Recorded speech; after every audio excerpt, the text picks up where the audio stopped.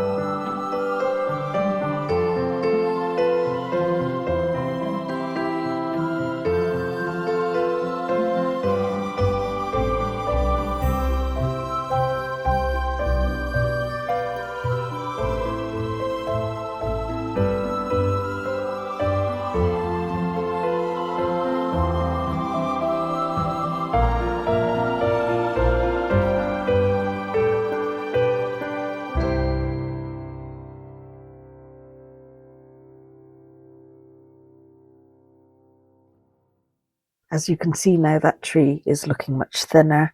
It's very important that the sun can get to as many leaves as possible and also onto the branches to cause back budding.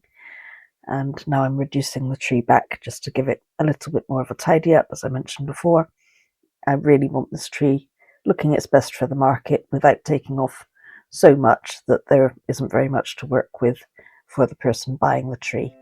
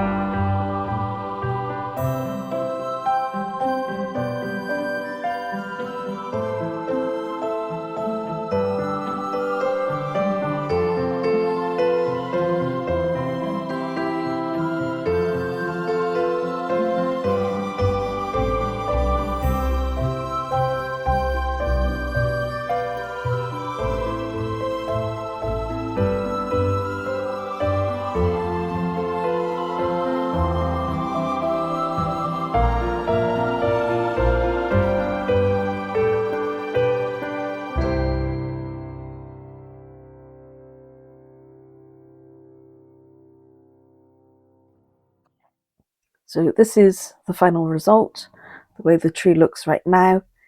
I'm just going to do one more task and then I think this tree is finished.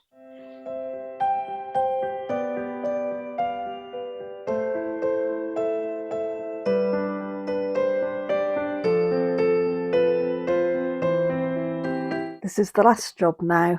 We're just removing a few of those leaves that are very close to the trunk, just to show off that trunk line and the branches. It just helps if you want to wire, and it also enables you to see what you have when you start working on the tree.